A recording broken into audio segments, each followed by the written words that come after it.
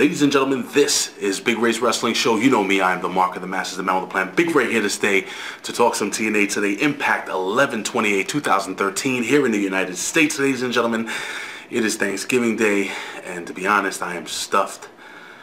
And I hope all you guys have the opportunity out there to be with your families, have a great time, eat a little something, and watch some wrestling like I tweeted earlier today. Ladies and gentlemen, it was a fun show tonight.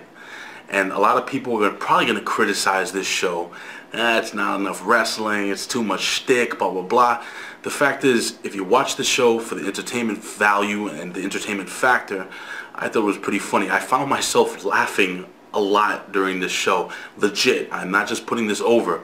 Now, ladies and gentlemen, I've been getting a lot of questions, private messages, emails.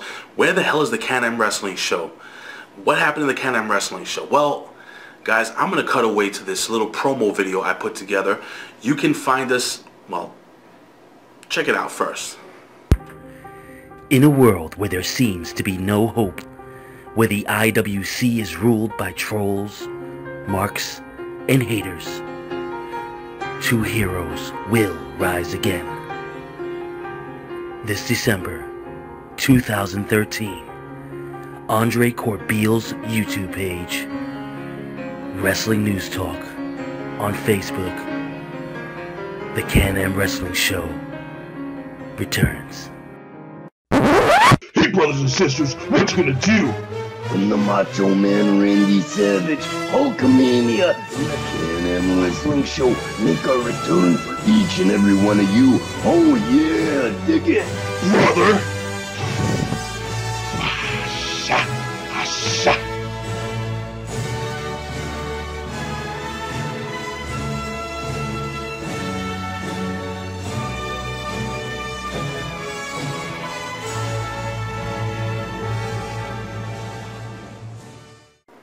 Alright, ladies and gentlemen, so as we said in our promotion video, December 7th, the CANAM Wrestling Show is coming exclusively to Andre CORBEIL's YouTube page. Just type in Andre CORBEIL on YouTube and he'll pop right up. Right now we're trying to establish a second page for additional content. That's Andre CORBEIL #2. You can find some additional stuff there. So go check out Andre CORBEIL 2, subscribe to his page, but look out, December 7th, ladies and gentlemen, Saturday night, the CANAM Wrestling Show makes a comeback. But this is Impact. Guys, again, really, really funny. We start the night off really quickly. The Aces and Eights are dead. As you know, Mr. Anderson was able to defeat Bully Ray and take them out. So today is basically the Aces and Eights funeral. We go into a quick little clip of a coffin. You hear Mr. Anderson talking over some church music. Later on, we're going to see where this leads to. Now, Dixie Carter actually comes to the ring and she announces that she has a new chief of staff. Hey, guys have been tweeting me all week about this. Guys have been tweeting me for the last couple of weeks. Where the hell is Rockstar Spud? They want to see Rockstar Spud. Well, guys, you got him. Now, right now, it appears that he's not going to be an in-ring talent. But I got to tell you something. Rockstar Spud comes to the ring and by the way, the fans were going crazy chanting for AJ Styles. But he showed me so much freaking charisma and a perfect extension off of Dixie Carter. I think he is perfect for this role. I mean, the kid came in today wearing a suit that looked to be 2 sizes too small, a horrible orange tan. His hair was spiked up. He had the diamond-studded belt, but he fit the role. And I think it's going to be really, really, really fun to watch where this guy goes. Now, Dixie Carter later on, and and by the way, he warns the entire TNA roster that his eyes are Dixie's eyes, and his ears are Dixie's ears, and his breasts are, well, he doesn't have any breasts, but you know what I'm talking about, ladies and gentlemen. He will be basically a stooge for Dixie Carter. He's going to be there to do whenever Dixie Carter can't take care of business, he is going to be watching. So TNA is going to have to basically look out because Rockstar Spud is watching. Alright, so we move on and we have Dixie Carter, and she actually invites her nephew into the ring. Now, before she does this, she actually announced that the wheel of Dixie was spun, and we're gonna have Magnus versus Kurt Angle in a last man standing match, and Jeff Hardy and Bobby Roode in a tables match, which looks to be really, really interesting. You guys know what I've been saying the last couple of weeks. I believe it is going to be Angle and Roode.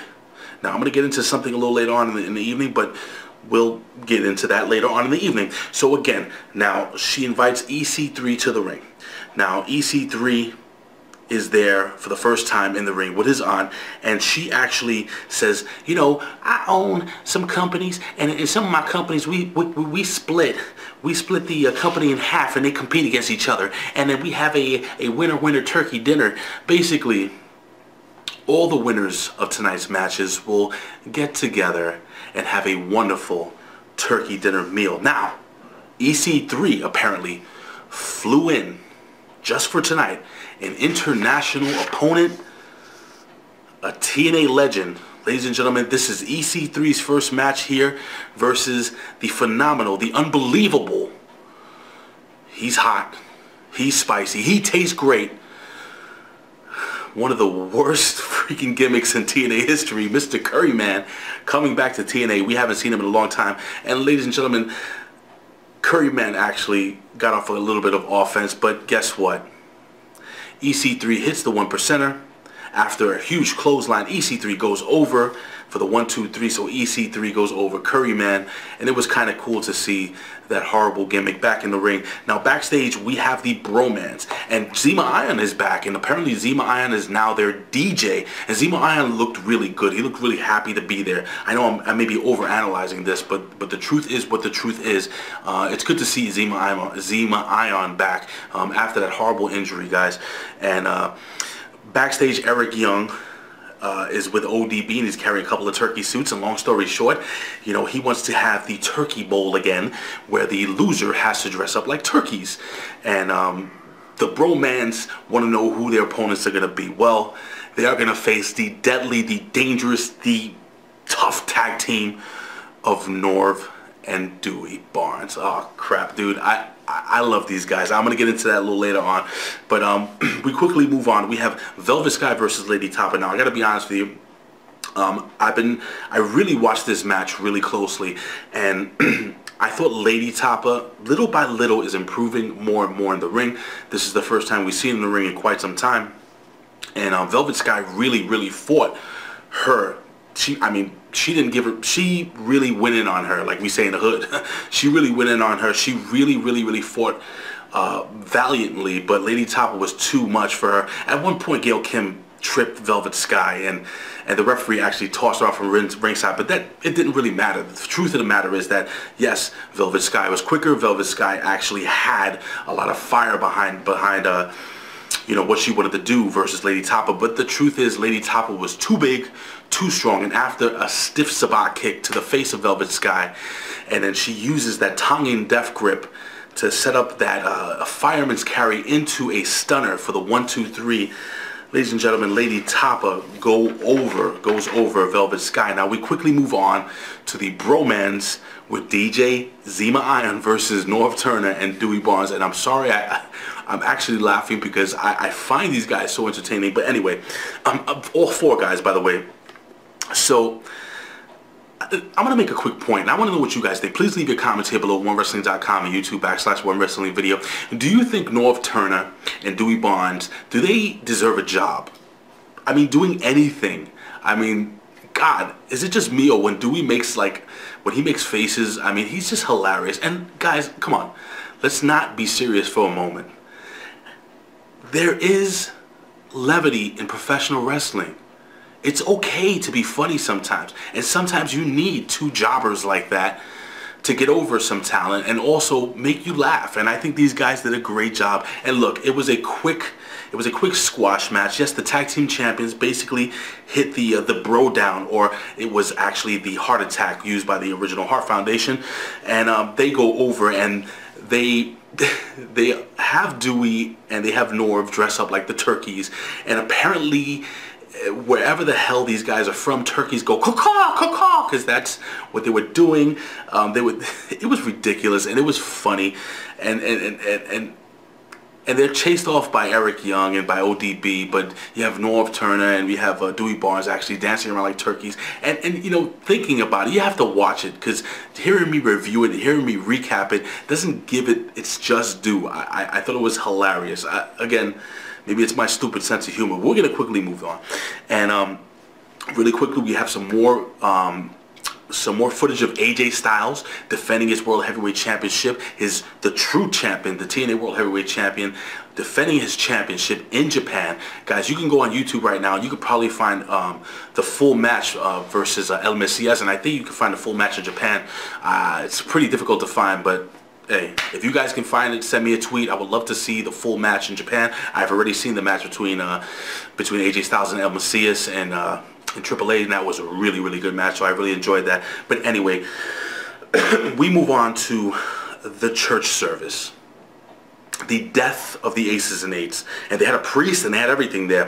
Music playing, and again, we have Magnus, and he's there texting. We have Joe, who's eating in the church, and Eric Young is crying. And there was a point, and I'm telling you, this made me laugh, dude. There was a point where you had Mike Tenay, and he turns around and Eric is like, why are you crying?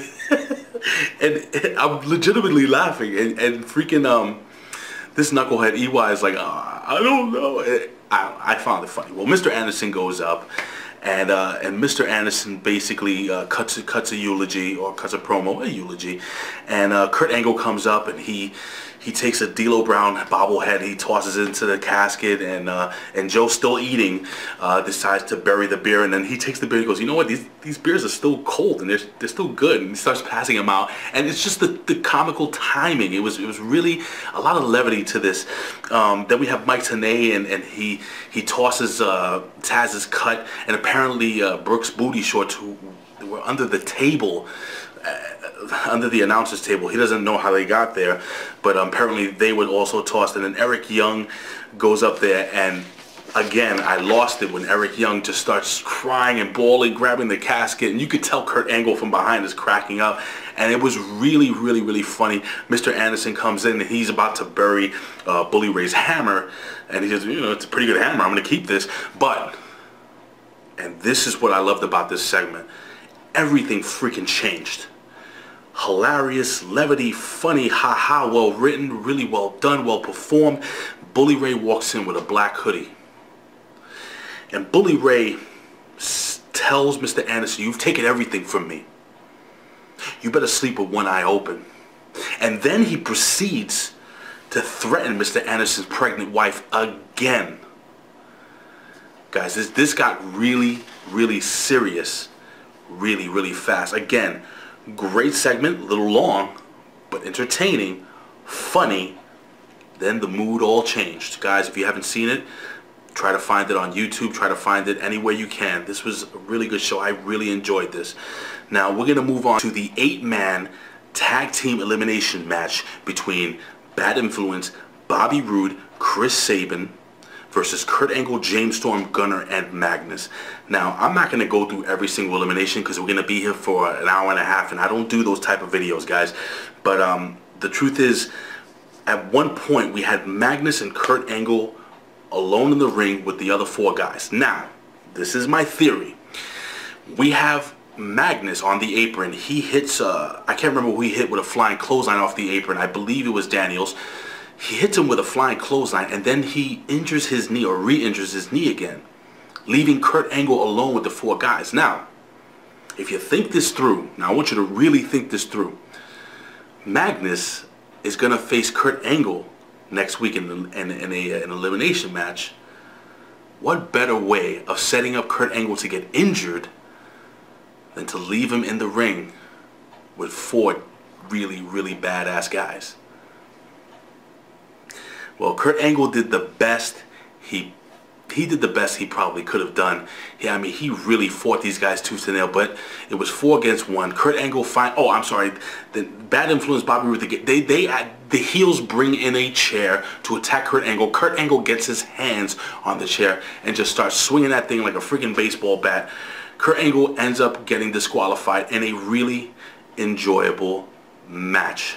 I want to know what you guys feel about this match. I want to know what you think about my opinion, what you think about my prediction, what you think about what I think about what I said about Magnus maybe setting up Kurt Angle. And again, even if Magnus doesn't win the match against Kurt Angle, I definitely see Magnus finally with that awesome heel turn. But we're going to quickly move on, and we have Dixie Carter backstage. She's with EC3, and EC3 basically, you know, makes a crack at the Brits not being able to, they don't know anything about good food, which is bull crap. And anyway, Rockstar Spud actually has a nice little spread laid out, and Dixie Carter says, look, you know, me and my nephew are taking the jet, we're going home for Thanksgiving. So they basically bounce, and Rockstar Spud is left in charge. Well, Bobby Roode, anyway, all the winners are, you know what? All the winners were heels tonight. So all the heels were at that table, and they were going around saying what they were thankful for. And before they started, Bobby Roode looks, and Chris Sabin is there, who obviously is a winner, and he's there with his girlfriend Velvet Sky, who lost to Lady Tapa. And Bobby Roode is like, what is she doing here? What is she doing here? She's not a winner. And then Chris Sabin gets up and goes, you know what, Bobby? You're right. You gotta beat it, Toots. And really, really good heel stuff. And he tosses Velvet Sky out of the table. And they all go around and they say what they're thankful for. And you know, and Bad Influence. I mean, God Almighty, these guys are freaking hilarious. They cut a very funny promo talking about how well endowed they are. But anyway, Kurt Angle interrupts their meal, and he doesn't come alone. He comes down with basically the TNA roster. He comes down with everybody who lost tonight, including Dewey Barnes and Turner, Cowboy James Storm, Gunner, EY, ODB. Anyway, everybody comes down to the ring, and a melee breaks the hell out. And not only a fight, ladies and gentlemen, it was a food fight. Yes, the night goes off with a food fight. And you know what I really liked? I love to hear the fans really into it. They were chanting TNA, TNA, TNA. Ladies and gentlemen, Rockstar Spud had this horrible look on his face, because guess what? He's got to answer to Dixie next week. So I'm really excited to see next week's show. I think this show, again, was what it was. It was a very entertaining show. I think next week will probably be a little more wrestling heavy. Guys, tell me what you think. You can see us here every single week. You can see me every single week here at OneWrestling.com. YouTube.com/OneWrestling Video. Follow us on Twitter at OneWrestling. Follow me on Twitter at Big Ray Show. Ladies and gentlemen, I say this all the time and I mean it. I would do this for a living, but if I can, I would do it anyway. Why? Because I love talking wrestling. Ladies and gentlemen, I will see you here next week. Rockstar Spud, you better have some good answers for Dixie. Peace, buddy. I love that guy, Rockstar Spud. Peace. Bye. Bye.